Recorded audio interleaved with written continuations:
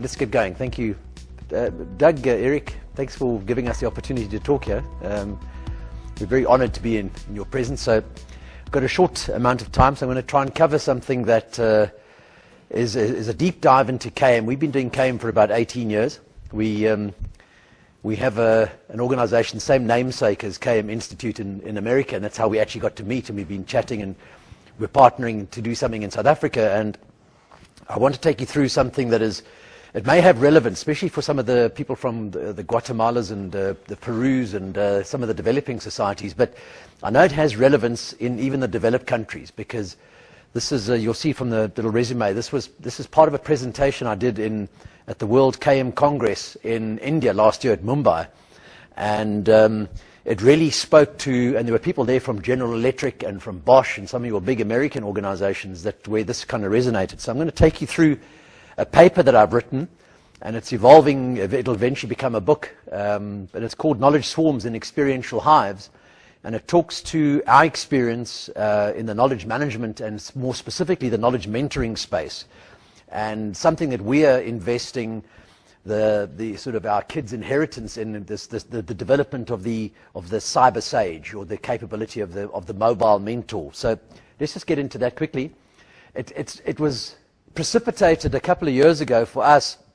We've been doing KM workshops, KM consulting, and we've developed KM tools, and that has evolved into what we call knowledge mentoring. And as a result of knowledge mentoring, being engineers by background, both Shelley and I, we do a lot of work in the major engineering and construction sector, big consultancies, big construction companies, and we probably have dealt with most of the biggest ones in Africa.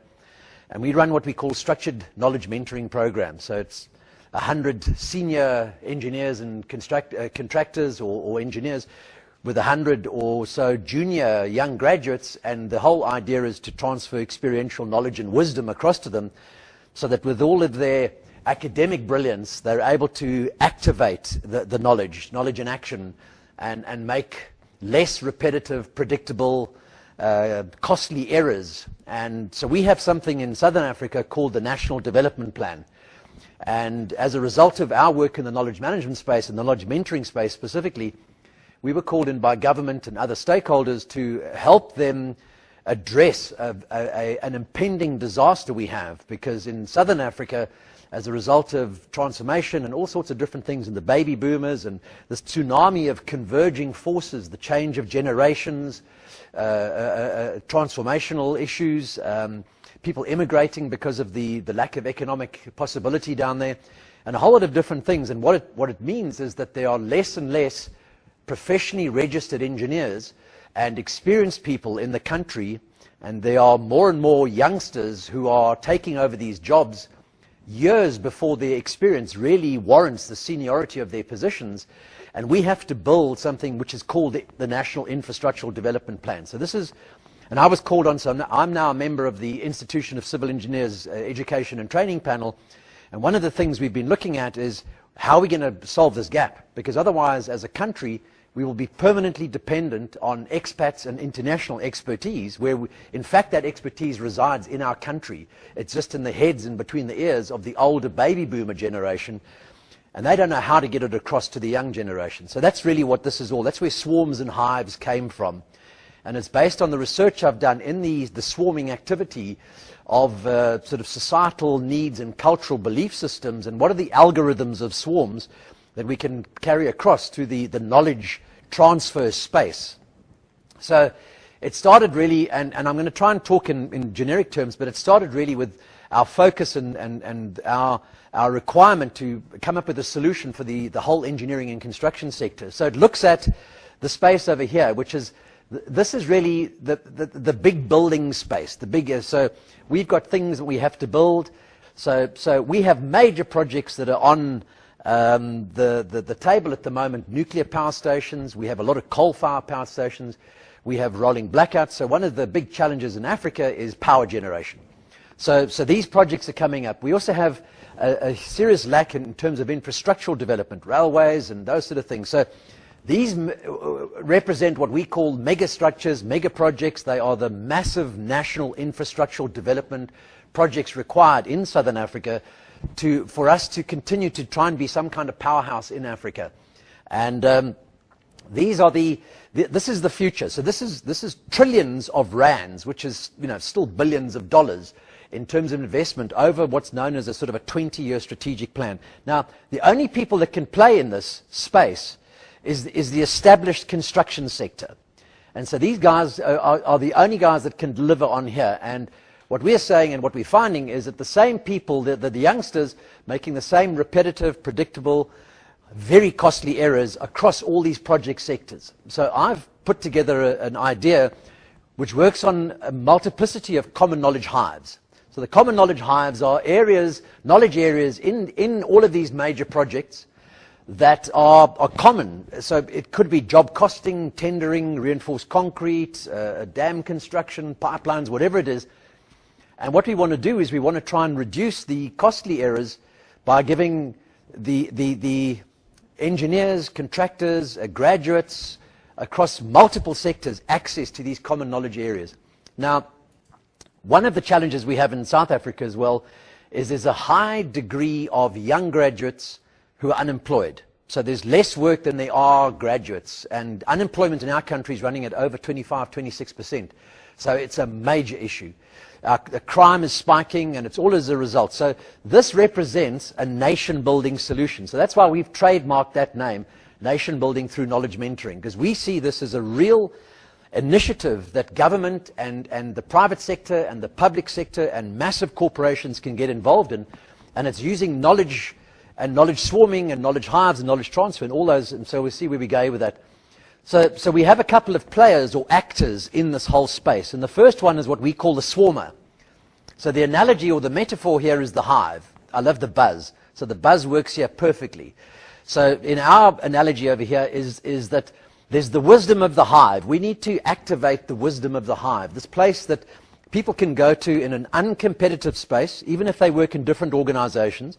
They can go to the wisdom of the hive, and they can get a variety of things. Critical thinking, best practice, the knowledge network, lessons learned. All of these things are absolutely critical that they cannot necessarily get in their own organizations. And so you'll see where we go with that.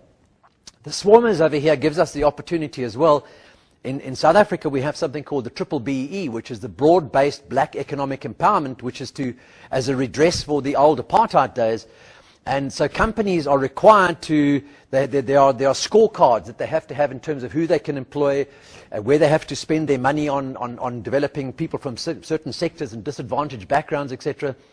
And so what's in one of the sectors is companies get points and they get awards, they get grants for transferring knowledge and skills and relationships to unemployed black people. So one of the opportunities we have specifically is in the swarmers, is these swarmers don't need to be employed. It gives us the opportunity to really do this nation building through knowledge transfer by transferring experiential wisdom to people that haven't got a job yet so that they become employable. So employability is a big, big thing in Southern Africa. So these are the swarmers. There's the other side over there is the hiver. The hiver is the retired knowledge expert. So the wisdom of the hive comes from giving access to people. Now, in our country, if you're retired, you are pretty much sent out to pasture. And what we want to do is we want to say, I mean, you look at Doug is at the age where there is so much knowledge and so much wisdom to be shared. But in many organizations, in a corporate kind of thing, the process and the protocol just puts you out to pasture. So we have a country full of Dougs. We have a country we have some of the best tunnel engineers in the world. We certainly have the best power station builders. We have some of the best dam engineers, because in our country, 30 years ago, we used to build big projects. And those guys are inaccessible. Their knowledge, their wisdom, their experience, their contacts, relationships, all lost. On golf courses, playing, fishing trout farms and things. No way of getting it back in. So what we want to do is we want to create a space in this knowledge exchange world where we can actually reactivate the wisdom of the retired knowledge experts who's out there, and they want to give, but they've got no mechanism to give. Then we've got the player in between called a swiver. So that's, You don't have to be a rocket scientist to work out that's between a swarmer and a hiver. And the swiver is the operational experts that are busy in their work. Every single day they're sort of solving problems, bashing things away, trying to make things work. But they don't have the time to spend with the youngsters and do the knowledge mentoring and the transfer because they're too operationally committed. They're being measured against performance criteria. They're being measured against what they call utilization ratios, so billable hours for a consultancy or a contractor. If you can't bill your hours out, and we've just lost our CEO, but no, there he is. Hey, he's changed. That threw me. If you can't bill your hours out, then you're in trouble with your boss. So as much as the middle generation want to be actively involved in knowledge transfer and mentoring, they don't have the time and the hours to be able to do it. And this conversation, you'll see what we think is the solution going to the end. So the swivers are actively engaged. You need them to test criteria against, but they can't always be the only source of all knowledge and wisdom for the youngsters. So then we've got other players. And so if we bring the other players in, you've got the retired experts, and these are not necessarily engineers or contractors. These could be accountants, these could be lawyers, these could be other people, knowledge management specialists. A vast variety of people that can be mobilized to get these swarmers either from these companies to build these things or to get the unemployed guys into conversations in these common knowledge hives. And the common knowledge hives is a safe place to go and open conversation up. And what this uses is a work that I do in social network analysis, research by people like Granovetter and Veek, and Bert, where it looks at the strength of weak ties. So I'm not sure if you've ever done any work in the strength of weak ties, but this gives us a place for the swarmers to go and have collaborative discussions with people that they've never met or don't know at all and have no access to. And so the strength of weak ties says, people that I know, my boss and my team, is about the sum of the value that I have immediate access and known access to. But because I never ask the question, I don't really know what extended value comes from that. So the strength of weak ties is that I have actually access to almost a world of knowledge opportunities and access, but I don't know how to activate it. And this dovetails with something, the work and research done by Bert, which looks at bandwidth and something called echo trust, which is very, very important in the mentoring space. So echo trust works on the principle that if I'm a mentor A, and I have a mentor B over there, and you, a mentee B, and you trust me because I'm old and I'm wise and I'm grey and you like what I say, and I'm 20 or 30 years older than you, and we have a good trusting relationship. So I give you mentoring. And you have a friend over there who's mentee C. Mentee C doesn't know me. We've never met each other. But you have a good relationship. They may be in a different company, and you know each other. The fact that you know each other and that you trust me, by echo trust, you will trust me as an expert. There's an associative trust, which we don't use in knowledge mentoring. So by using echo trust and by creating a common knowledge hive of experts, we can mobilize an entire country through echo trust and the strength of weak ties. So that's the exciting thing that we want to do here. So if you look at a common knowledge hive, it won't give you 100% of best practice and all the relationships. It'll give you maybe 80%. But 80% is all the youngsters need to do the job very well. That top 20% is maybe your competitive advantage and your differentiator, okay? Access to 80% is like a lifetime of achievement for these youngsters who are trying to get jobs or are trying to do jobs correctly. So that's really the whole thing. Now, the cherry on the top here, and this is probably only for South Africa, but it may be relevant to yourselves as well.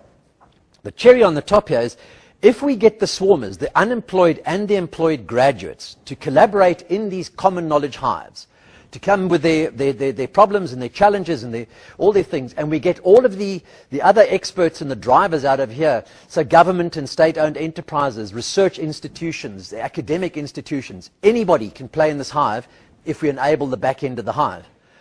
The big benefit over here is we get something coming out called the thriver. And the thriver is the young, newly employed, or starts their own business because of access to the swarm and this common knowledge area and the strength of weak ties, where they're no longer just talking to engineers. They're talking to accountants, lawyers, human resource people, anybody that's playing in that common space. So that's at a big picture. So how do we do this? That's the sort of what I want to get into.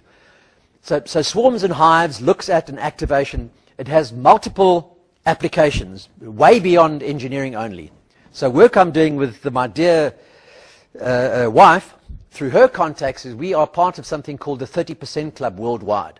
So for the ladies in the room, what that means is there are 600 presidents, CEOs, group chairmen of the biggest companies right throughout the world who have committed to getting 30% of their boards of directors made up of women within 5 years, okay? And it's spearheaded worldwide by people like Sheryl Sandberg from Facebook and Sherry Blair from the UK, etc. So real, serious, high-powered women players in this space. And we are converting a version of this whole thing into what we call gender mainstreaming. So if you take it up there, that's the world of business, and the world of over here is the world of corporate business. And so the swarmers in the gender mainstreaming version of this are young women, and it's looking at the life cycle of the young graduate woman or unemployed female graduate, coming up through team leader, manager, etc., taking them into the corporate layers, up to the C-suite, and eventually how to reuse the retired females. So there's a whole lot of different applications. We're doing it also the same thing we're trying to do it with the accountants. Accountants have got exactly the same professional issues with young accountants coming in, starting audit, etc., and governance and compliance and all the stuff that they do, not being ready to take on the big accountability projects. So this is a version of your hype curve. It's the Dunning-Kruger curve. It's research done by Dunning-Kruger, and it says that what happens is at the beginning of our career we know a little. And in terms of knowledge and experiential wisdom, so we're full of theory and lager, and we think we know everything. So our confidence levels are huge. So the young graduates today, because of access to DSTV and that doesn't mean anything here, access to the World Wide Web and channel TV and all the stuff that they have, they think they are far more capable than they really are, because they have access instantaneously to anything they want. So it's in Google, it's in Wikipedia, must be right. This is the way it is. I don't need access to the wisdom of the crowd or anybody else, because I actually have the wisdom of the crowd right here. So they have this huge level of confidence that belies their levels of capability, etc. So what happens is they come out of varsity and they're right at this peak of unconscious incompetence. They don't know what they don't know. And they attack big projects, and they attack things, and they make big, expensive, predictable, repetitive mistakes. And then they start to job hop. So sort of the shelf life of a young graduate in South Africa is maybe 18 months, and at best, with most motivation, corner office, you might get 3 years out of them, but that's about the limit. That's the turnover. Our research indicates that that's a global issue as well, that the youngsters, the millennials, are turning over much quicker than the boomers and the X-Gen. So they start to job hop over here. So what we're building is a society of non-expert. No one sticks around long enough to do the 10,000, 15,000, 20,000 hours to actually become an expert in their job, because the mobility of the CV is far more important than the expertise of my niche area. They want to try multiple things. So they bail and they fall out, and you get to what Dunning-Kruger call the valley of despair over here. And this is the trough of conscious incompetence. So they eventually bottom out at a space where they begin to know that they don't know everything. This is a cathartic moment in any parent's life when their child suddenly comes and says, "I'm actually getting it wrong, Dad. Can you please show me how to do it right?" And they've wiped out 2 cars and several things in the meantime. So this is that change moment, and now they start going up the slope of enlightenment. So this is the sort of the conscious competence, the development of they know what they don't know, and they start to acquire it through skills, knowledge, relationships, expertise, etc. And this is the slope of enlightenment, and ultimately they get up to the top of the guru. Now, what we're saying, you bring swarms and hives in, and you give them access to the gurus, multiple gurus involved in different ways. You can bring this curve back, and the depth of the despair down here, you don't have to go as deep as that. And that's really, for us, what knowledge mentoring is all about, is giving as many of our youngsters access to different mentors in the knowledge mentoring space. So just quickly, the rest of the conversation is really how to try and give action and effect to that, conceptually, that idea. So, interesting, Chuck talking about holacracy and things like that. We have something called the 5C Holacratic contribution model, and in a country that in massive transformation, and with you got racial, cultural transformation, you got gender transformation, you got age transformation, you've got massive academic, educational background transformational things. We've got a whole series of transformational forces, and for those of you with any sort of physics or mathematics will know that when you have a whole lot of waves coming together, every now and then you get the superposition of waves, and you get the giant, you get the tsunami that comes out of it. And we have got a tsunami of transformation going on, so we have some serious challenges. So what happens is everyone blames government, or everybody blames the previous apartheid government, or they blame their boss, or their company, or their academic background. Can't be their fault. It's always someone else's fault. And so we just perpetuate more of the same, more of the same stuff, and we're not getting on with nation building. So I've developed this model to say, okay, it starts with the 5C Holacratic model, and it starts off with me and my colleagues. What can I share with you? So the question is that we want to endear in these knowledge mentoring spaces is, what do I know? What do I need that I don't know? And what can I share with each other? And what can I just share with you? And I don't have to go to a workshop, and I don't have to go to a fancy place, and I don't have to have any technology. I can just have a relationship with you, and I can start. So squirrels is absolutely beautiful. So we can just start squirrelizing, and we can find out what you need that you think that I've got that you would like, and you can tell me a bit more about you, and we can just start sharing with zero technology, zero budget squirrelizing. Fantastic. And then it goes, if we start to do that well, that will then sort of roll out to the company. So the whole company starts. So in our mentoring, our knowledge mentoring programs, we try to take people and make them accountable. And the way to do that is, we'll get to a little bit just now, but we need to activate a variety of things. One, they have to have some fun doing it. Secondly, there needs to be some peer status, some sort of activation reward. So amongst their peers, the YGen love status. There needs to be an element of gamification, funification in it so that it's got stickability. There needs to possibly be a little bit of an incentivization as well, so that what's in this for me uniquely. So depending on where you are from a behavioral, talk about trays, where you are from a tray or a behavioral perspective, 50% of the world are motivated by achievement, and 50% of the world are motivated by affiliation. So anybody who's a psychology will know that those are the two big bins of motivation.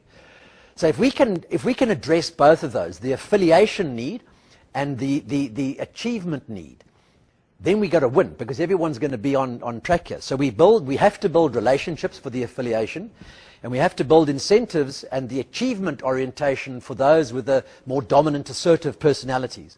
And then we start to get more successful companies.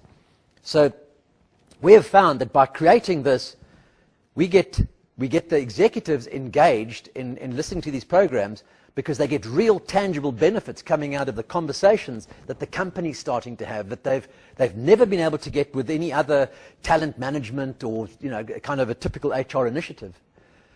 And what we're saying then is, if we get the companies right, and the companies are now doing the swarming thing and they're allowing unemployed graduates to participate, you actually build communities. And if we build the communities, then we're really getting into the nation building. So without clubbing this thing to death, we build a country, and we can build a whole continent. So that's the 5C Holacratic contribution model, which is a wonderful example of a squirrel kind of nature, where it starts with us as individuals, and how the ripples of influence cascade out into the greater organization. So what kept me awake at night for a long time was, how the hell to do this? This is a great idea, and this is the sort of thing that you can impress people with at a cocktail party. How do you give effect to it? What do we do? So this leads into kind of going on. And we find, in all our experience, that most organizations are very focused on competency models 101, skills, knowledge, attributes, and behavior. And we know that we're doing it wrong, because we have elaborate HR systems, elaborate training, we have a fantastic technologies, we have really good competency models and skill sets. The youngsters make predictable, repetitive, costly mistakes over and over, as we did, and it'll continue to happen. What are we doing wrong? So, and we think the focus is all too much on the content. So it's all these content management systems and elaborate competency sets and drill downs and learning outcomes and learning objectives and assessment criteria and all of the stuff that we all know, and yet we still make mistakes. So what we're missing, and this is our take on it, is the youngsters are missing the context. They got access to the content. They're missing the context of where the content is relevant. So what we want to do is we want to put them into some kind of space where they can talk and they can collaborate. So we have a simple model. It's knowledge and know-how. What knowledge and know-how do they have to have? Skills and abilities, behaviors and attitudes. So there's all the soft stuff. So in our mentoring programs, we teach them how to do these. We teach them things like learning styles. We teach them things like unconscious bias. So this is a very important thing in mentoring programs. You know, you think you have a relationship with someone until you go through an unconscious bias assessment, and then you realize that suddenly this black-white thing, male-female thing, old-young thing, faith, non-faith thing is actually much bigger barrier between us than we really understand. So it will impact on the way we mentor. So it's not to change your background and your faith and your beliefs. It's to give you a heads up to say, this is going to be an area that you really need to work around. You need to be consciously aware of it. Learning styles. Our mentors need to understand learning styles. They need to understand behaviors. They need to understand values. So we have a whole part of the program. And I loved it when Doug put that up there. Part one, day one of our mentoring program is a whole day relationship building. That's all we do. Take all the mentors, all the mentees, club them together, and we take them through all these relationship building tools and techniques and conversations. And I wish everyone did it before they got married, because you'd have a much happier world, because you'd all understand each other and you'd make far better decisions on how we speak to each other. So the other area is experiences and lessons. So we do a whole lessons learned repository, or what we call a retrospective analysis. And then we also do this relationships and networks. So we look at something we call the knowledge network, the know-who directory of where to go when the pawpaw hits the fan. And then we take them through a series of simulations, essentially over a year period. So a knowledge mentoring program is a year long, and we take them where they listen to each other, they learn, they study, they get trained on any specifics that they need to be trained on. They observe each other, they practice, they participate, and importantly, they play. So we have knowledge games where they start to play with each other. So you've heard of these terms like gamification and funification. Very, very important, because what that does is the dopamine, it creates that emotional connection to an experience which allows you to reinforce your memory. Very, very important from a knowledge management perspective. And if we do this right, this critical knowledge transfer space, we move away from the data, the information, the content sort of space, and we move nicely into this whole knowledge and wisdom, so the DRKW. But importantly, we take 5 bits of a donut, and we turn it into a racing high-performance wheel. Because through doing this, and you're using this model over here, we've moved beyond semantic learning. This is not rule-based learning. We've now moved into episodic experiential learning. And this is where the brain really learns, because contextually, it has the associations and the multiple connections that you cannot get out of semantic rule-based learning only. So what we find is at the end of the program, the mentees can demonstrate critical thinking that you cannot get out of a degree, or you cannot get out of doing a Google search. So they have access to critical thinking. They have access to best practice. Those are different things. The best practice is all the codified stuff that you can get access to, but we still make very expensive mistakes, even with access to all the best practice. Critical thinking is what happens when there are no rules. What happens in the uncharted space of uncertainty. That's where critical thinking, that's what makes experts experts. But you've got to do 10 to 20,000 hours to be able to handle that. We find we build confidence and capability that we can do, we can show, we can teach, we can correct. You'll see where that comes in just now. All the brain's research that I've done and the sort of the hyper learning that takes place is there's absolutely, it's not as if there's a question on it. Anybody that's in the learning space will understand, is the watch one, do one, teach one is the ultimate mechanism for full brain learning and memory retention, quick memory recall.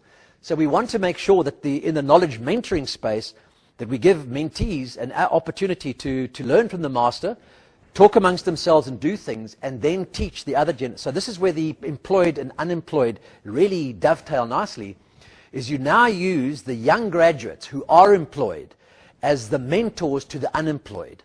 And so you create this, what we call cascade mentoring. You get a nation of cascaded mentoring going on from the retired all the way through the different levels of expert, through to the employed graduates, to the unemployed graduates, and the disabled, and people that are disadvantaged in any way, and you're creating this multiple cascade level. So from a knowledge management, knowledge mentoring perspective, this is a fantastic solution from a nation building perspective. And they can improve. So one of the things we do is we incentivize the knowledge mentees in the programs to make suggestions. So I'll get onto the sort of the mobility of this whole just now, but one of the things you want to do, besides one-way tell and show and guide, etc., which is the old style of learning kind of thing, is you want to give the mentees a feedback loop where they can suggest corrections and improvements to the current systems. Because what that's doing is it's synthesizing their thinking. You're forcing reasoning to happen. You're not just learning and interpreting and then applying. You're actually forcing the process of reasoning, which is a far more complex brain procedure or process to have to actually follow. And that forms associations, and it forms memory recall triggers, etc., etc. And then the final thing is to have access to the knowledge network. So that's what you're wanting to achieve. So I'm just going to go through these slides quite quickly. The way that we started to go about it was to say, look at, we have to really give mentors and mentees in this knowledge space an opportunity to understand how the brain works. So I think maybe just worth taking a park here. Our research in Australia, the UK, Europe, and the States on mentoring is very often mentoring is coupled with the same conversation as coaching, one thing, so mentoring and coaching, which is not the same thing. The second thing, very often mentors appear to be people that are assigned to petty criminals or recovering drug addicts or wayward teenagers, and you get a mentor to kind of get you into mainstream life kind of thing. So that's not what we do.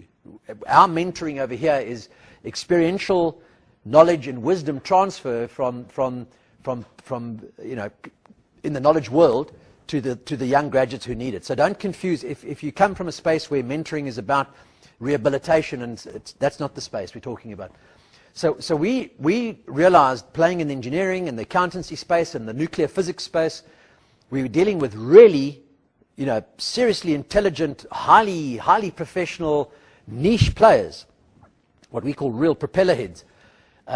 They know nothing about people. In fact, most of them aren't interested in people. So the ability for them to be a good mentor is really tough, because they're not into relationship building. A lot of them are introverts, and they are in their heads, and they're in their calculators and their stuff, and they're designing complex things. And the ability to try and pass it on to someone else is HR's problem. It's not their problem. It's someone else's fault. It's L&D's problem, and that's their job to go and do it. They must go to do workshops and do all the normal thing. So there's none of this transfer of experiential wisdom. So we found that we really needed to get people to start to buy into this understanding of just how this thing between our ears and how critical it is to understand that if you're going to get learning. And so it goes into understanding learning, and without going into too much detail, you know, the sort of the Jennings work over here, classical training. If you become an expert, you know, at the end of your life, only 10% of all your capability is actually going to be made up of sort of classical training and semantic learning. 20% is going to be made up of this vicarious learning, what you've learned through others and from others and by participating with others. But really, guided experiences and what you've done yourself, the watch one, do one, teach one, actually in that space of learning and burning your fingers and smelling the smells, that's really where it comes from. So what we needed to do in the mentoring, the knowledge mentoring space, is we needed to create a multiplicity of multi-sensory learning opportunities, which is not just more of the same kind of thing, but mentees needed to be immersed in multi-sensory learning. So the way we did that is we have toolkits and workshops and short courses and all that sort of stuff. Simulations, Doug was talking, so simulations are very important. Storytelling, which is a form of simulation. So you get experts. So we have things like intentional storytelling models. We teach old fossilized nuclear physicists how to come up and stand for 10 minutes and tell a compelling story on something they did at a nuclear reactor 30 years ago that was like a near-death experience. And the contextual wisdom that goes to the youngsters is you can't get from a book. It's being in the moment. It's being connected to the emotion of the storyteller, and it's being able to ask questions, and it's the innuendos and the anecdotal evidence and the metaphors and the analogies that they use that just makes it such a rich learning experience. So we have to be able to work out how we get that into the thing. Exposure and lessons learned. So you have to have a safe place that you can talk about all the things that went wrong. The collaboration and specialization or socialization, very important. So talking about building relationships, knowledge cafes, all of these sort of things, essential components to knowledge transfer in a kind of a mentoring space. You have to create regular opportunities for group interaction. And then finally, for gamification and funification. So the YN are so used to being online gamers, and they're so used to television, and they're so used to this whole, you know, what do they call it, visual effects at movies now. So we used to go to movies and see a kind of like a husband and wife kissing, and whoa, the music went up, and we got, and that was about as good as it got. And now there's these simulations and people flying, and things are going all over the place. So, you know, the earthquakes are getting bigger, and the starship, you know, intergalactic spaces are getting, their brains are completely fixated on that kind of stimulation. So old stimulation, old methodologies don't work. It doesn't even trigger. So if you do an fMRI scanner, or even more modernly, the PET scan or the CSS scanners on these guys, where it's measuring the polarization of the water molecules in the brain, and the excitation on old training methods almost zero with the youngsters. They need another level, like a fix. They need a bigger and bigger fix each time. So gamification, funification, simulations, these kind of things are critical to them. Attention spans in only 10 years have come down by about 4 minutes in the average millennial. So they've come down to about 8 minutes, where they were up at about 12 minutes before. So we have less and less time to capture learning moments in the younger generation. And so we'll talk about the on-demand just now. So we've kind of got a methodology which we call the Integrated Knowledge Mentoring framework, and without, it's all about chat. So it's the acronym of chat, and it's to get the conversation going. And chat really stands for knowledge, culture, and environment. So is it a trusting, nurturing space, building relationships? Do I you know, walk the talk as a leader? Do I share and care? That sort of kind of thing. The H is for habits and practices. So are we doing things like mentoring? Do we do things like knowledge cafes? Do we you know, celebrate expert profiling? Do we do tacit knowledge discovery? All that sort of kind of thing. And then the knowledge assets and experts. So it's that place, it's what is a knowledge asset? So it's your content management systems, and is the information clustered and categorized and referenced in such a way that it makes sense logically to go and find it? So taxonomies, that sort of kind of thing. Who are the experts? How do you find your experts? So expert locators and profiling experts and quick search experts. And then T is obviously tools and enablers. So what goes with that? So, and that's a structured mentoring program. So we try and do that over a 12-month period. And we've been doing that for many, many years, and we've been finding that the stickiness to the programs is beginning to kind of reduce. The youngsters, the feedback, we're kind of listening to our universe, and the universe is telling us that we've got to up our game. As Doug was talking about just now, getting to simulations, getting it, as KMI Institute USA has been doing, is building on the flipped learning, the virtual, the blended. We have to do that. But it needs even more than that. So I'll tell you where we're going with that specifically. And it's this whole ROI on training, et cetera, and ROI is, you know, I don't know if anybody knows the kind of the Phillips curve, but it's more than just skills transfer, et cetera.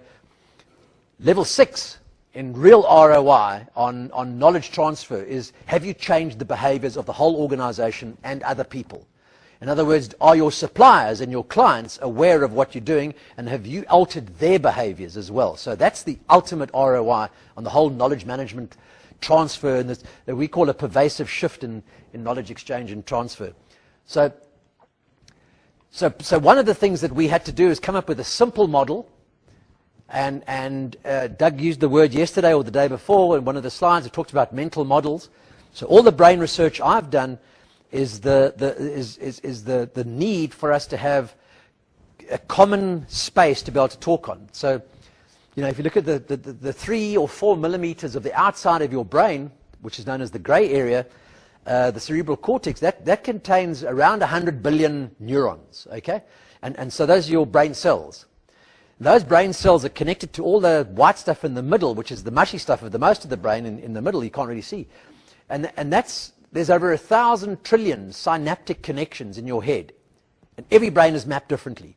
So it doesn't matter how well you know your husband or your wife, and you explain something to them, it is mathematically impossible for them to ever see what you describe exactly the way you describe it. And therein lies the whole fault in human communication. Is as well as we think we can communicate to someone else, we actually cannot. It's not possible. The permutations are too huge.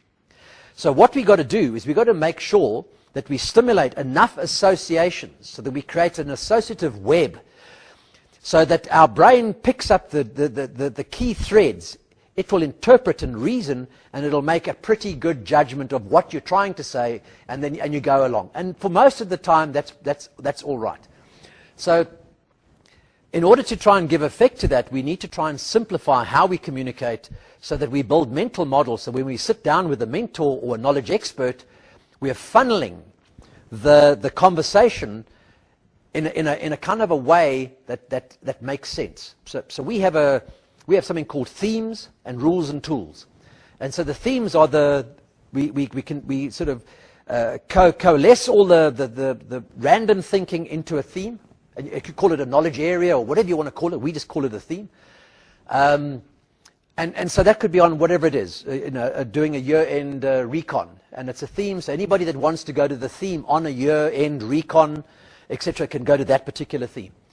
And then what we need to do is we need to quickly sort of converge the minds and the thinking, because we all come with our own filters, our own experience, our own background, our own perceptions and interpretations of things, our own learning styles, our historical and academic differences. So we're sitting at the table as 5 or 6 human beings, but we have very different maps of what's actually going on. So we need to try and converge as quickly as we can. And the model we use is Doug's language, and we've been doing it for years, so you can see we're old KMers kind of have been doing this and have learned to discard some of the buzzwords that didn't work and keep the good stuff that does work. So we have found that this does work, and I'm really happy that you found that it works as well. So it starts off in the whole space of the obvious space. What's codified?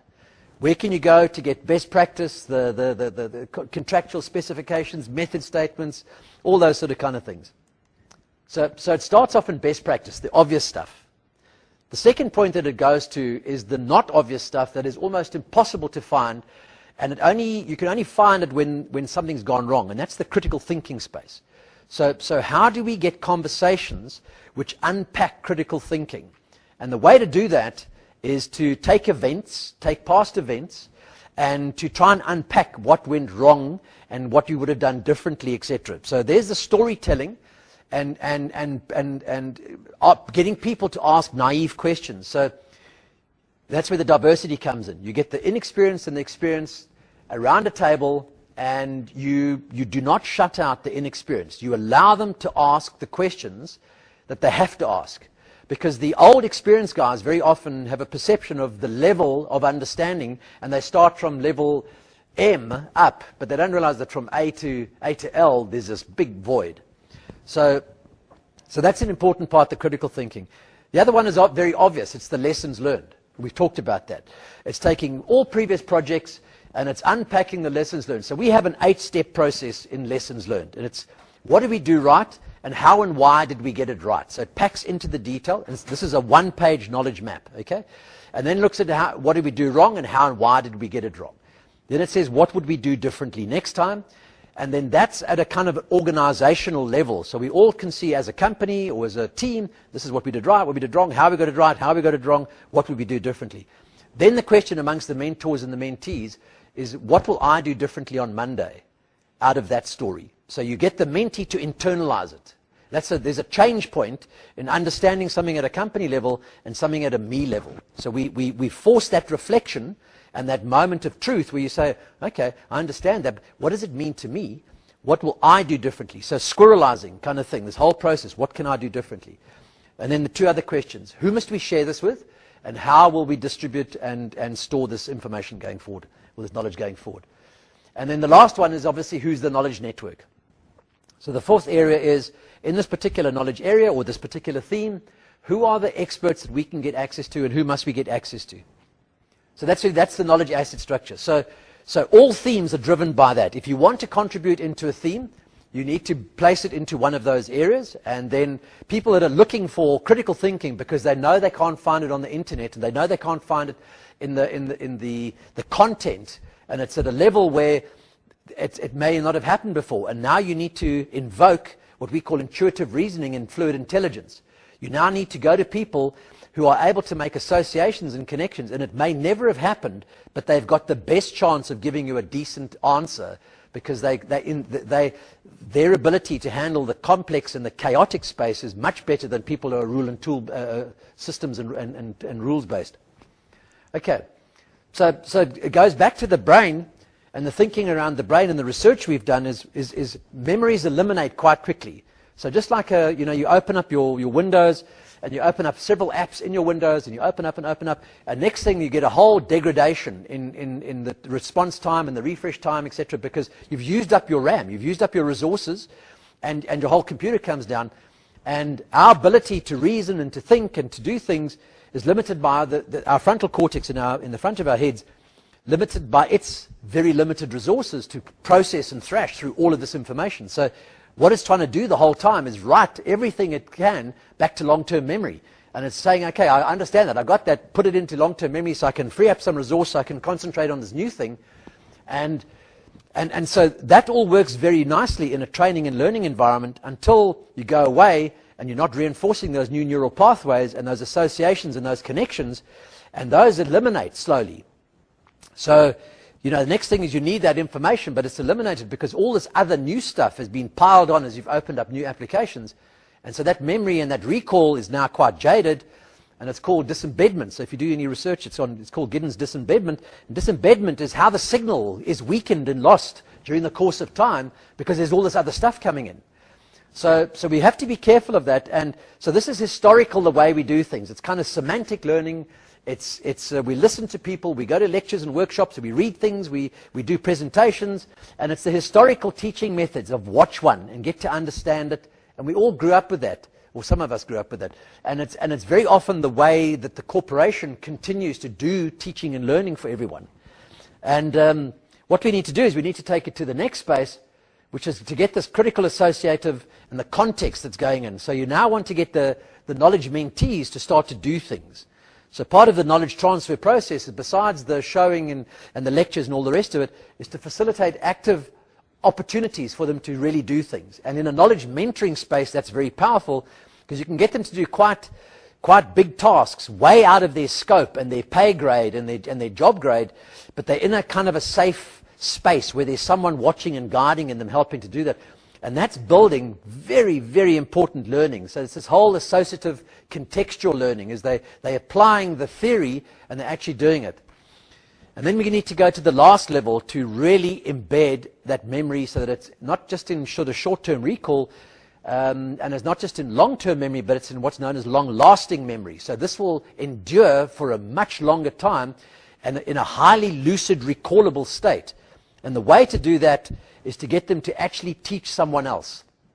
So in the knowledge mentoring space is the mentees get tasks and activities, and then they go away and they develop a level of expertise, and then towards the end of the year's program, they come as the teachers. They come to the class and then they will talk on a particular subject which they've researched, they've done this teaching, they've done the doing part of it, they're with their mentor, they're part of the collaborative group. The whole common knowledge hive space is they have multiple mentors to go to. So they're not constrained by a single individual's view on how to do a particular design or a particular response to a client query or an RFP or something, a request for proposals. And they actually teach. And that teaching process in the brain does this very important part. It's the historical teaching methods of watch one and get to understand it. And we all grew up with that, or some of us grew up with that. And it's very often the way that the corporation continues to do teaching and learning for everyone. And what we need to do is we need to take it to the next space, which is to get this critical associative and the context that's going in. So you now want to get the knowledge mentees to start to do things. So part of the knowledge transfer process, besides the showing and the lectures and all the rest of it, is to facilitate active opportunities for them to really do things. And in a knowledge mentoring space, that's very powerful, because you can get them to do quite big tasks, way out of their scope and their pay grade and their job grade, but they're in a kind of a safe space where there's someone watching and guiding and them helping to do that. And that's building very, very important learning. So it's this whole associative contextual learning, is they're applying the theory and they're actually doing it. And then we need to go to the last level to really embed that memory, so that it's not just in sort of short-term recall, and it's not just in long-term memory, but it's in what's known as long-lasting memory. So this will endure for a much longer time and in a highly lucid, recallable state. And the way to do that is to get them to actually teach someone else. So in the knowledge mentoring space is the mentees get tasks and activities, and then they go away and they develop a level of expertise, and then towards the end of the year's program, they come as the teachers. They come to the class and then they will talk on a particular subject which they've researched.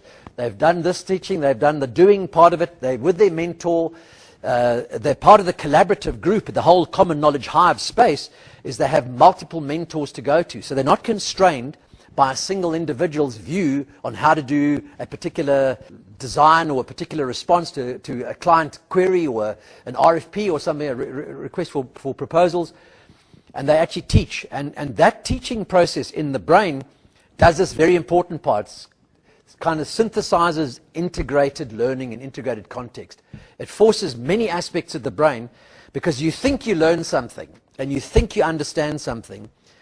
Unless you try and explain it to someone else, you really don't know that you know it. So the activity required of the brain to put it into language. So when you have to mobilize the whole of the Wernicke area and the Broca area and other areas, which is now connecting the frontal cortex with the whole limbic and emotional system and your hippocampus and where your memories are coming from, that process of explaining to someone else synthesizes the final learning, and it embeds it in long-lasting memory. It's the most important thing to do in knowledge transfer. So we want to do that, and that's the new knowledge mentoring kind of space. It's this kind of collaborative teaching. So I need to just watching my time here. So for us, that was the challenge. How do we do that? How do we get that to work in mentoring programs, knowledge mentoring programs, where we have to take such critical information, where the real knowledge is not the information and the context. The real knowledge is in the context and the experiences and in the relationships. How the hell do we package that? And that's something that I don't think anybody has packaged particularly well. And then we take into account the paradigm of the modern learner. And so before we go into this particular slide and I end, there's someone called Josh Burson. You all know Josh Burson in the States. Does a lot of research in the States. So does a lot of research for Deloitte, but there's a lot of people doing this research. One of them is us. And the modern learner represents something quite different. So the modern learner is the kind of the Y-gen, okay? The Y-gen are in our businesses. But there's a Z, there's the nexters coming, okay? And they are very different. They've grown up with gamification. They've grown up with mobility. E-learning and computers and all the things is actually old school. They've moved on beyond that. Ubiquitous access, on demand, in the moment, on the job is the way it's going. 12% of all worldwide learning content is already in mobile. So we have to work out, these guys, the estimate, Josh Burson estimates that the average busy graduate today has about an hour a week of time that they can apportion somehow to learning activities. The rest of it is just hammering away at managing, putting out fires. And they're not even consciously aware that they're learning. They're just doing things, not necessarily best practice. They're responding to the situation, and they're doing the best they can, and they never have a moment to check and balance whether that was actually a good response or not a good response. And if it's a bad response, it might blow up in 3 months' time or in 3 minutes' time. And if it's a fantastic response, they may never get the feedback that was the best practice, that was the way to do it. Whatever you do, tell your buddies and pass that on to everyone else. There's no feedback loop. So the amount of time that they've got to dedicate actual learning is estimated to be down to 1 hour a week. You try and work out how to get 1 hour a week into complex workshops, like 5-day workshops, where there's an intense amount of knowledge transfer and all the experiential wisdom. So So our organization, we've found, and the feedback is that that's becoming more and more difficult. So we've got to, how do we get into this on-demand, in the job, just in time, I want learning now?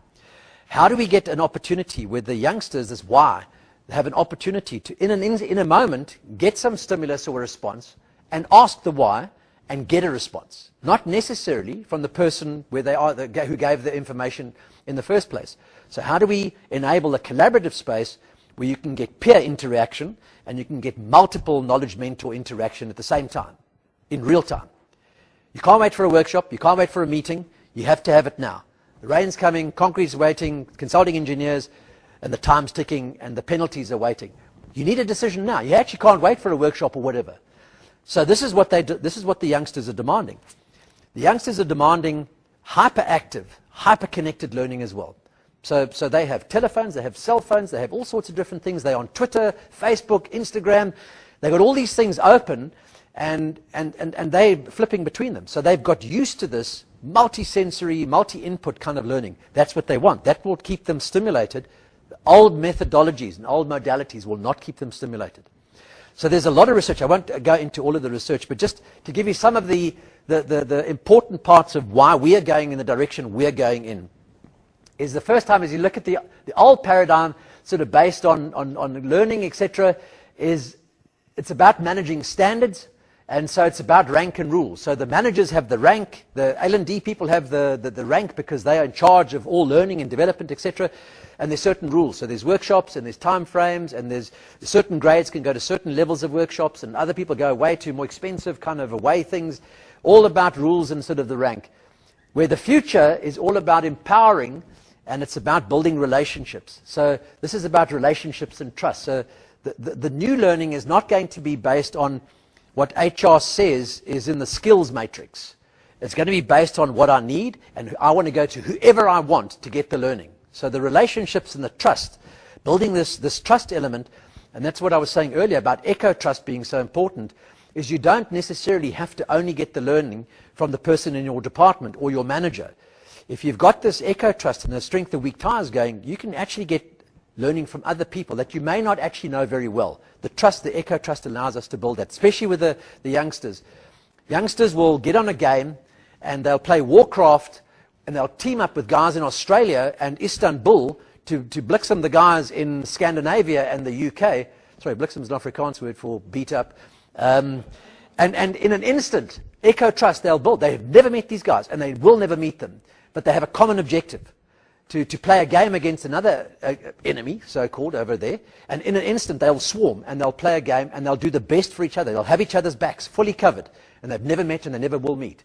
So this whole echo trust, in an instant, the swarming capability of the youngsters is instantaneous. And if we as corporates can begin to mobilize that, yes, we have a force for change like you can't believe. So that's an important part to understand. The next thing about the purpose, it's all about training through content. Historically, this is going to be transforming through context. Exactly Doug's words. I prepared these slides in South Africa, not here. So we think exactly the same. The whole process over here is not that the training people on content. It's how do you transform their lives, their experiences, their value proposition through giving them access to context. Priority, what is the priority? It's always driven historically by business requirements. So we've got to do some skills, we've got to do this, we've got customer clients, we've got dissatisfaction, we've got non-conforming product, we've got all of the stuff that's going on. Now it's going to be driven by the learner's expectations. So how do you keep your hamster turnstile employees in your organizations? You meet their expectations for growth and development. It's a whole new approach from a retention strategy point of view.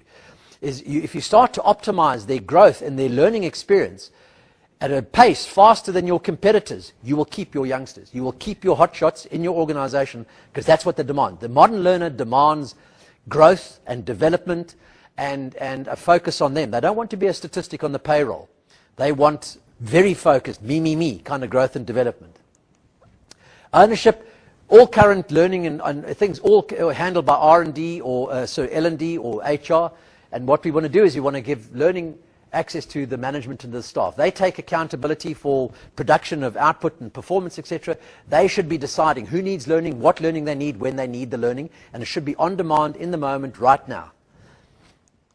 Modality, formal training over here. We're talking about informal on-demand learning. I've just spoken about that. The delivery, sort of, it's pushed content, so you get it. You get a link to some training. You get a download. You get a file. You get a whatever, and you get content kind of given to you. And what we need is this kind of pulled learning. We need the ability. When I have something, I need to go and grab it and pull it, etc. And not just what HR or LOD think that I need to get. I need to be highly selective in terms of what I want to do, and I need to go and pull it from multiple sources.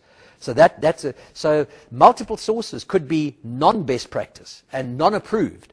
So the pullability also needs to be filtered, and the knowledge mentoring space gives us a wonderful, wonderful opportunity to create a repository of approved or appropriate learning, but the mentee still has the feeling of choice. So choice is essential here.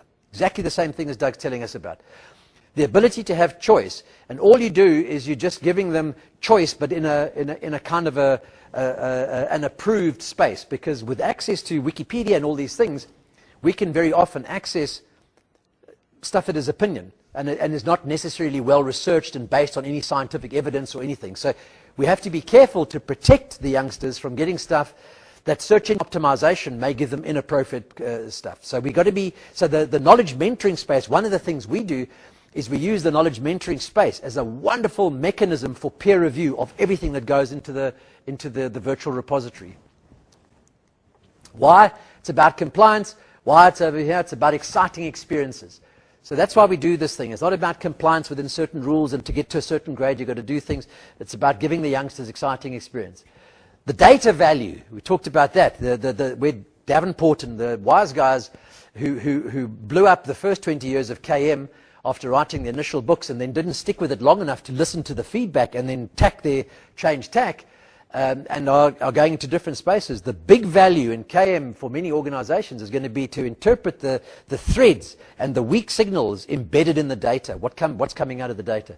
So data tracking and reporting over here, and here it's more about looking at the trends and the decision making that it'll allow you to do better.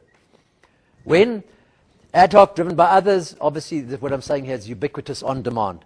So those are some of the things we need to understand. And to finish off the whole approach, and I think I used up my time, is about a year ago we recognized that we had no, let me just go back, we had no way of doing this. The amount of money that we would have to spend, Doug's talked about how much it costs to get into the flipped, blended, virtual e-learning space and all that, the content, the curriculum, the designing it with instructional designers into learning objectives, learning outcomes, assessment criteria, methods, certification, all that kind of stuff. We looked at it as a business. We said, we just can't afford that. One, we don't have the time, and we don't have an oil well. We're too far south to have an oil well. So this was not something that we could do. And then the feedback started coming out of our own programs and out of our own research. I do quite a lot of writing, books and chapters and papers and things. And everything was saying to me, but Phil, don't go down that road, because the youngsters they've moved so far ahead that all that wonderful technology and investment is going to be almost superfluous in quite a short space of time. The new paradigm, the whole new space that's being predicted and is already happening as we speak, is mobility of learning. And mobile learning is the new mantra of everything. So they're predicting, the Gartners, the Oracles, the big guys are predicting that mobile learning is going to be 10 times bigger than the whole of e-learning, everything enabled on the internet. I mean, there's even predictions that the internet will become superfluous. It'll all be mobile. So we took a decision a year ago to take all the kids' inheritance and rip it away from their little hands and put it into mobile, the development of mobile learning.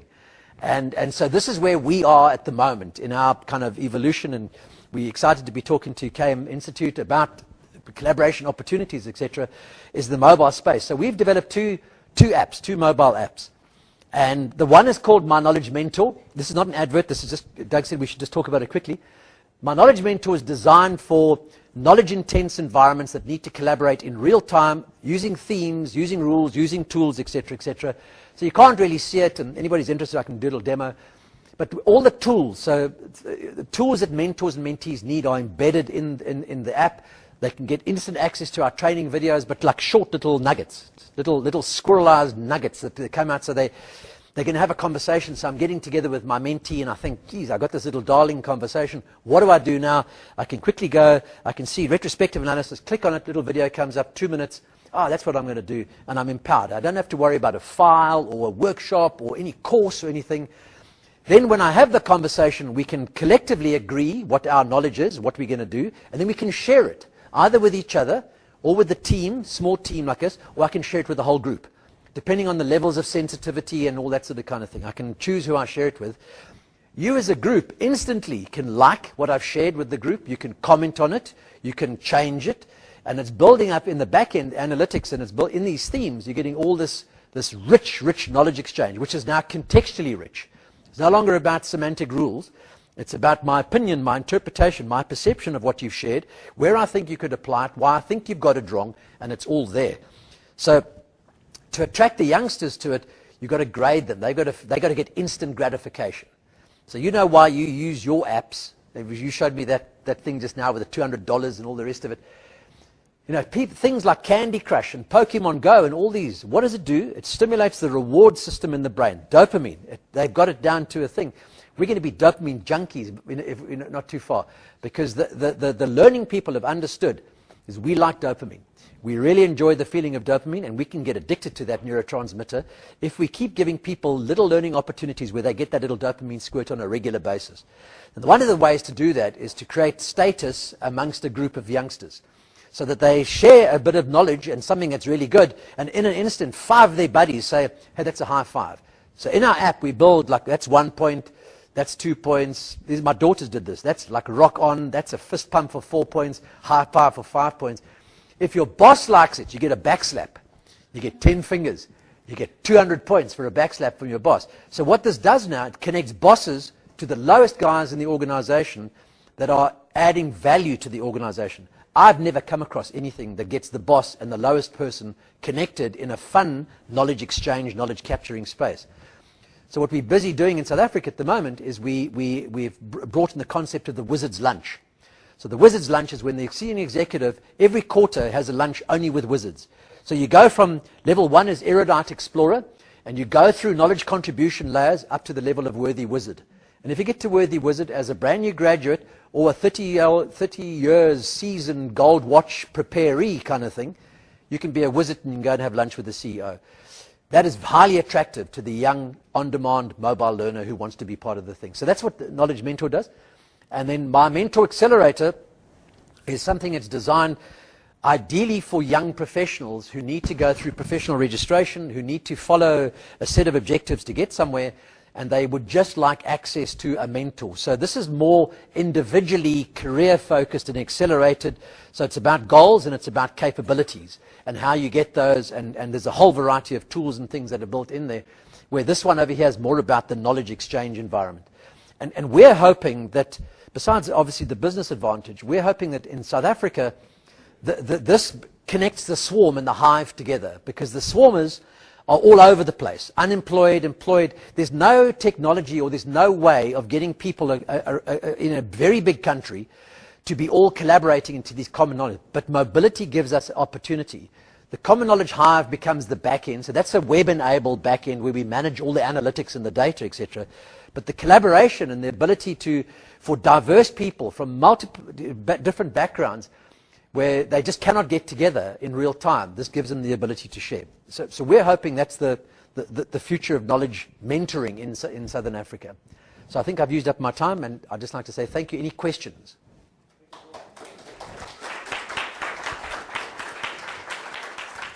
Thank you. Does anybody have a question? I know New York's going to have one, so. I had a question about the hive. I wasn't entirely clear if it was an actual physical location or if it was virtual. So the way we're building it with people like the Institution of Civil Engineers, it's a physical and virtual location. The physical location, ideally, depending on the nature of the industry, should be run by an institution or an association or someone like KM Institute, where they have cafes and things like that. So, and the physicality is important for the experts and the people that can get to the physicality of the space. But you don't want to disadvantage all those who can't get there.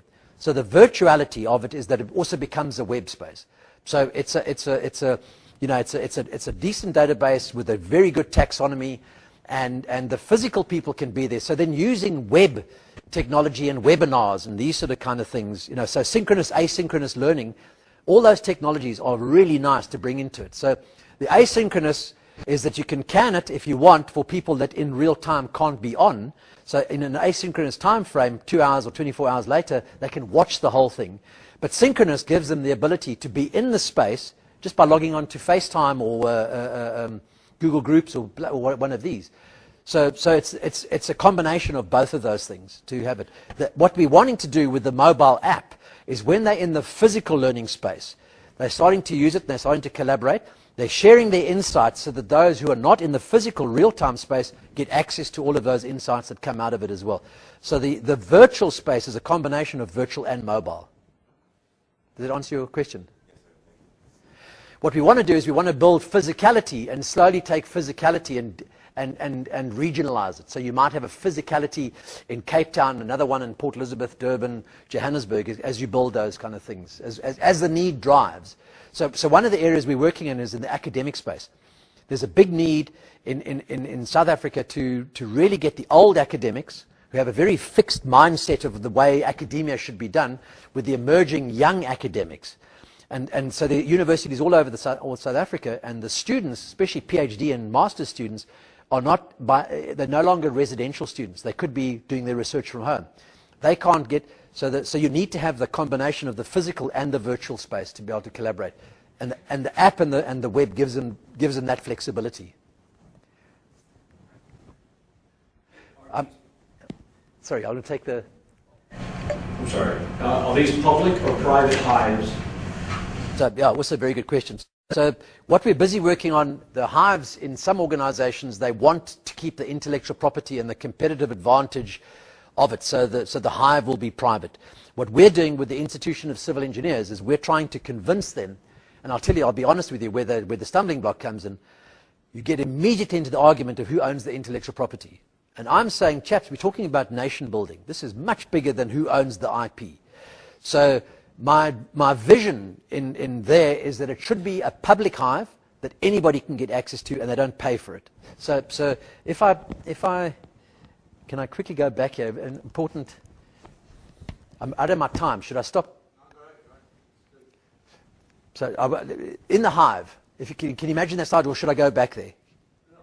Okay, so you got the hive over there. One of the things we've built into the app and we've built into the concept of the hive is that because there's a web and there's an app with access to it, we've got prime real estate for advertising. So what we can go to is we can go to people that are going to supply, let's just say concrete, steel, safety helmets, lighting, whatever it is, into the hive. They are going to be the material suppliers and the beneficiaries of these major projects. If they all put in 10,000 Rand a month or 100,000 Rand a year or whatever, which is chicken feed for them, but consolidated, it's a big amount of money. What that does is it pays for a lot of the back end, but it also pays for an incentive pool for those that are contributing.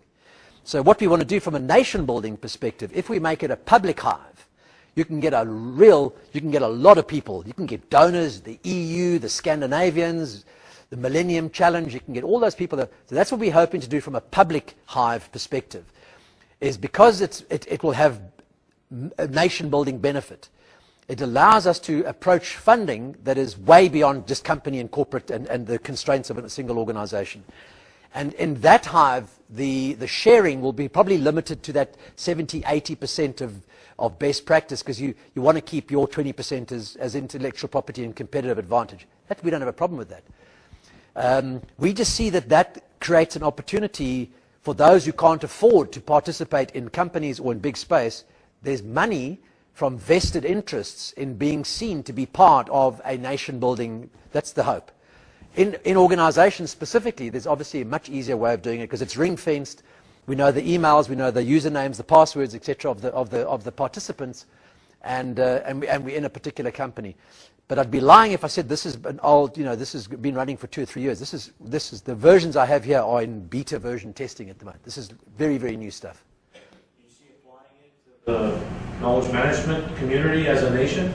I mean, the concept of nation is changing, right? Yeah. Facebook is the 8th largest nation in the world. Yeah. So I could see that being beneficial to us as knowledge managers and being able to mentor each other and seeking advice and learning. And as someone who's certified, there's another association I have to recertify every 3 years. Yeah. So this would be a platform for So that. it's a very good point. No, but a very good point that you're making there. So I'm not going to be presumptuous and say anything. You know, if we could wave a magic wand, yeah, we'd do something with you guys in the States, definitely. In South Africa, there is a knowledge management community, but not nearly as sophisticated as you guys, but there is a knowledge management community of which I am a member, and we're busy drafting standards for knowledge management it's like an ISO, like you have ISO, we have SAN, South African National Standards. So we're trying to develop a standard, etc. So you've got all these people at very different levels, and what we're seeing is that this app would allow everyone to have kind of common conversations and in communities and to do that. So ideally, what we'd like is if we go to a South African National Standards meeting and we all have a conversation around a knowledge theme or a knowledge area that we're meaning to come back on, we can instantly load that theme we have agreed, and then all the conversations that we have when we go back to our different companies, we're collaborating on a single theme. We can do that on the internet, but we don't always have our laptops with us, always. Where this is in the moment, you know, before you sort of go nodding off, you have a bit of an insight, zip, zip, zip, you can do it there, and it's getting into that space of on demand, in the moment, just in time kind of a collaboration. The other benefit I see it having is when people go to knowledge intensive workshops like this, you've got a community that's all going to go away and you might not see each other ever again. And you might send the odd email kind of thing. This like enables you to keep a collaborative theme going. And so people that have common interests and common objectives hopefully enable those. But at the moment, the apps have been developed to be ring-fenced within an organization or an institution. They're not, you know, go and download it from the thing. We have a third app that's being developed for that space. But at the moment, it's ring-fenced within an institution or an organization. So you had a question? Yeah, I have a couple of questions. I'll be as quick as I can. Yeah. So the first one is whether you have a limit in terms of the number of people that can participate by Hive in order to optimize the use of the space and in order to ensure that each participant has the opportunity to participate. Also, particularly when we're talking about the public Hives, whether you have any way to, if you want,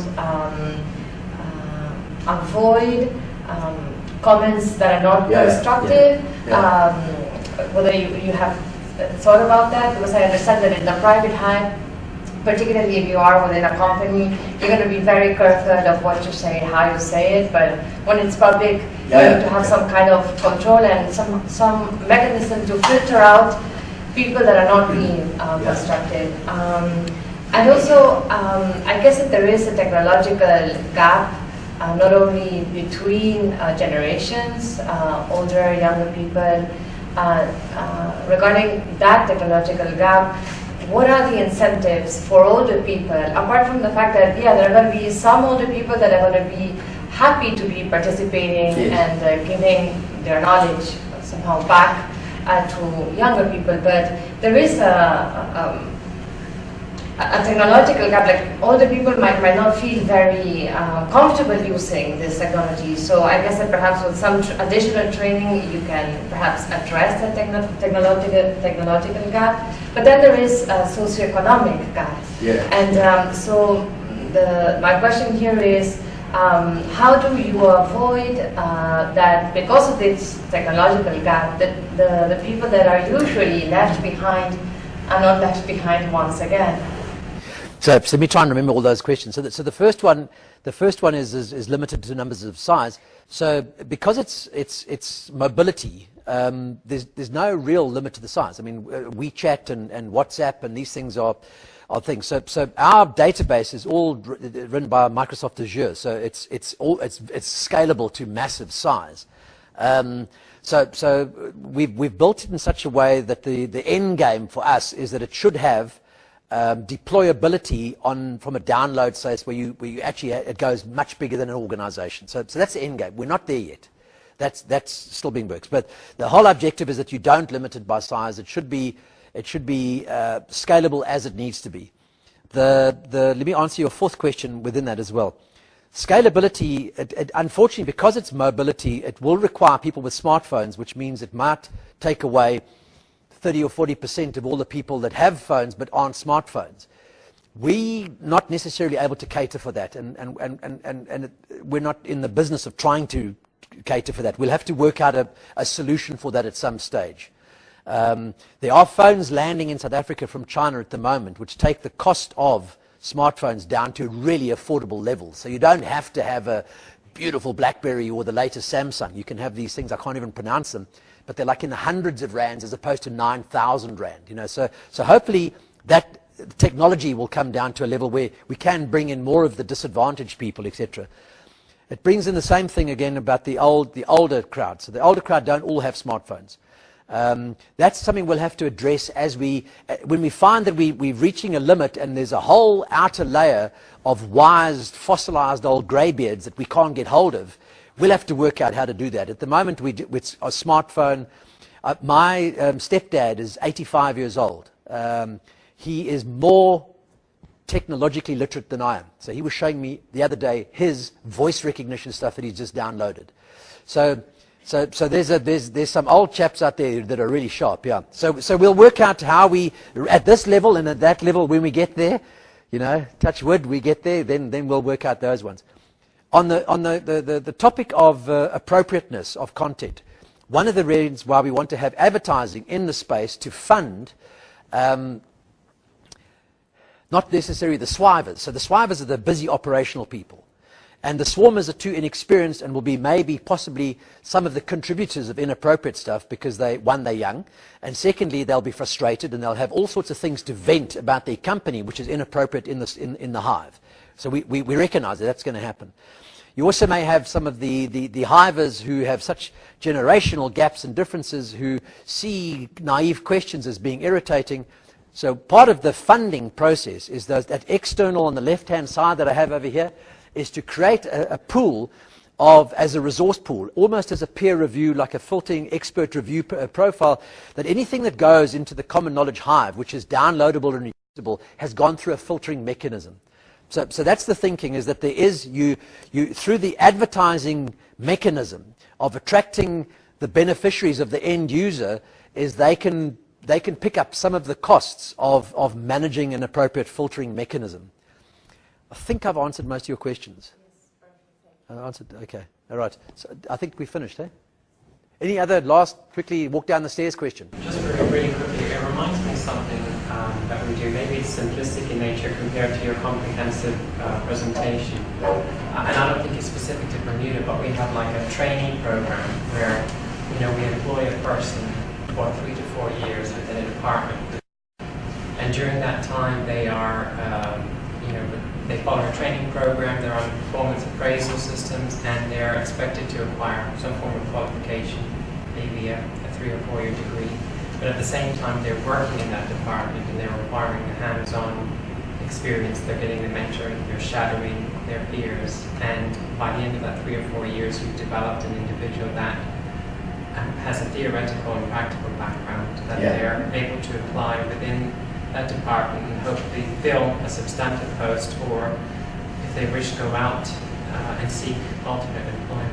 Yes. I guess the differences are they're, not utilizing the technologies that you've described. Maybe it's a smaller group of people that you're affecting, but what are the main differences? I think all we're proposing is that people that are involved in those sort of interventions and initiatives just have a bigger collaborative space to add their wisdom, go and ask questions and participate. So I'm not in any way suggesting that this is new in any way at all. There are big organizations doing fantastic things and e-learning and worldwide learning, etc. All we're trying to do is we're trying to create the value chain in a country or in a company. So remember I went back to the 5C Holacratic contribution thing. Starts with me, then it's my company, then it's my community, it's my country, could even be the continent. So what we're trying to do is we're trying to connect around common knowledge areas and needs, which may not be an academic discipline. I'm studying for a degree to get something, or I'm studying for a particular job, but it may be bigger contextually outside of that. So by connecting these people in a place where they can have contextual conversations and they can learn from experience, that's all we're trying to do, and we're trying to find ways of funding it, which is different to the old ways of funding things. so that multi-party collaborators can come in. And then from a technification point of view is give people instant access to the hive. And it's the swarming effect. So there's this thing called the quorum sensor in swarms. And the quorum sensor is an unwritten set of rules. And this is almost at an intuitive level. So bees, they don't have someone with a flag saying, okay, we're going to go to that pasture over there and go to the sunflowers, and then we'll go over there.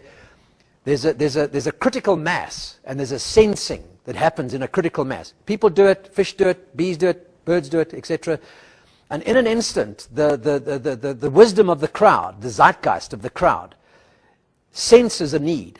So in the algorithms of swarming, this is like a societal need or a cultural belief system which will drive a sudden change in direction, and everyone goes. So what we're saying is our national development plan is a cultural need. It's a societal need to use this not just as to build bridges, to build this as a learning opportunity for a whole lot of unemployed people and for future generations. So we're hoping that societal need in that whole cultural belief space will drive a quorum sensor to be able to use it. So it's way beyond institutions and an academic degree and picking up some competencies. It's at a much, much bigger... So the whole idea is to take your retired people and all the expertise and the relationships and the contacts and the networks that they've developed over 30, 40, 50 years of work, right down to the young graduates, may even be not graduates, maybe people that are just leaving school. How do you help them make better career choices by giving them access to hives where they can have conversations? So I didn't know what I wanted to do when I left school. I just did engineering because my dad told me I had to do it. That was kind of what I did. And I would much rather have been a nuclear physicist or someone else, but I ended up doing engineering. So the Common Knowledge Hive has benefits from a knowledge engagement perspective way beyond normal learning and development. That's what we're trying to build, something. And it's either at a company level, or it's at a community level, or it's even as big as a country level. And which I think is different to the normal study, get some competencies and go out and look for a job. Because it's the relationships. You're building relationships that are lifelong. Thank you very much. Thank you.